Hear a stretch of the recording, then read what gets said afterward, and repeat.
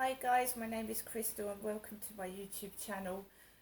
My phone is playing up, as when you tell the truth, speak the truth and try and get feelings out, the phone starts playing up, adverts come up, it cuts off when I'm speaking. Alexa, what's the time please? It's 8:57 a.m.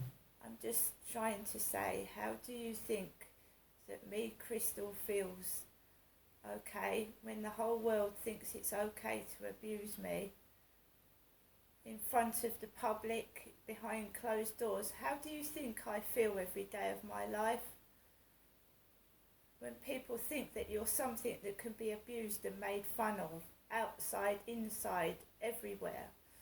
It's horrible. My dad got away with abusing me for several years, and when I was a child, okay.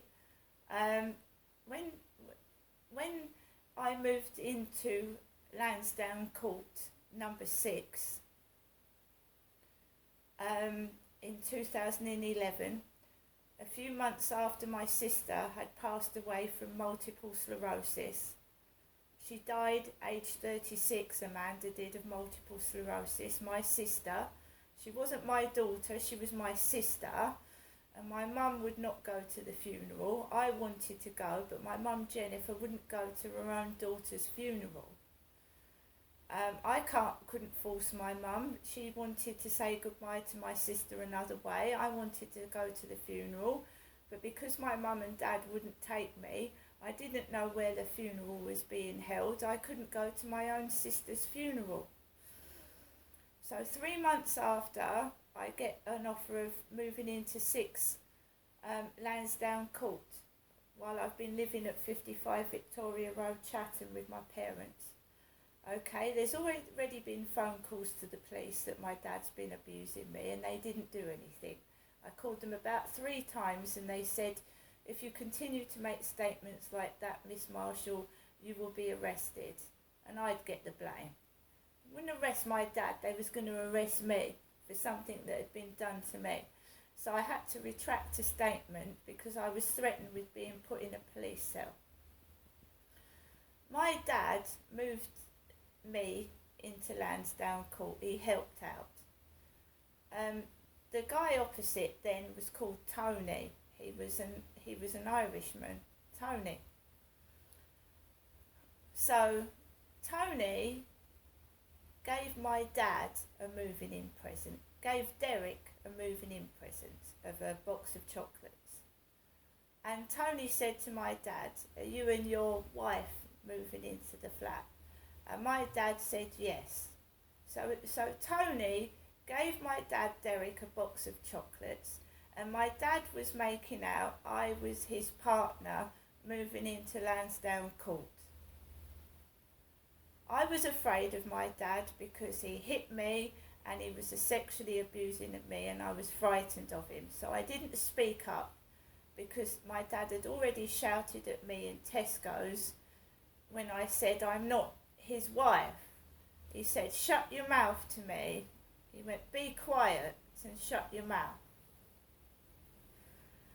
So my dad was making out it was him and Jennifer in the flat, and I was his daughter. My dad sexually abused me inside Lansdowne Court 3 times on my bed. I had no support from the police. My mum knew what was going on because she would say when me and dad left Victoria Road, cooey you two, be good in Ginestra's flat. So my mum knew what he was doing because I told her, but she said that she wanted to look after the cats at Victoria Road, look after the cats because they were a priority. So I am angry with the whole world. I'm angry with the police. I'm upset with members of the public. The staff in Tesco's knew who Jennifer was, which is irrelevant now because Tesco's in Chatham is shut down. It isn't there. But those staff in there knew who Jennifer was. they'd spoken to my mum and dad. My mum and dad had lived in Chatham for 20 years and they knew I wasn't Jennifer. They knew that. And yet they were still play acting. Oh, hasn't your partner got curly hair? Hasn't he got big muscles? I said, that's my dad. And that's when my dad shouted at me in Tesco's and told me to shut my mouth and keep quiet. He sexually assaulted me 3 times at Lansdowne Court, my father did. And nobody would help, nobody would do anything. I would be told, you know, if you're going to continue talking like this, you are going to get put in a cell. So that gives men the right to abuse me again, you see. Gives them a right to keep doing it when the police don't do anything. It gives them the right to continue abusing me. And what do you think when I wake up the next morning after someone's abused me and women are laughing outside? They're laughing. People are going, ugh, ugh. How do you fucking think I feel? And when I've been attacked and hit, girls laughing outside.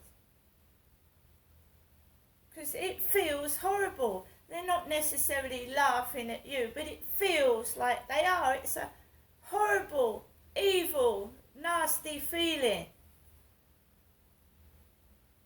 But my mum would send me and my dad off to Lansdowne Court. Coo, you two!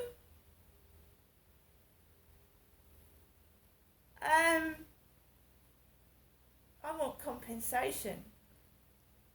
And it should be an extensive amount of compensation for what I've been through. And why don't the police do anything whenever you call them for anything at all? They don't come out, they don't do anything, they act stupid.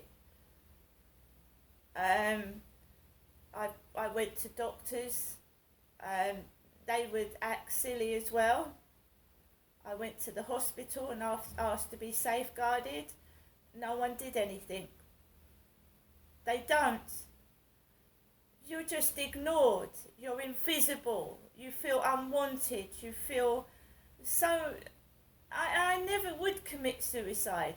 I never did, and I never would, because that's something that doesn't enter my head. I want justice. I want compensation.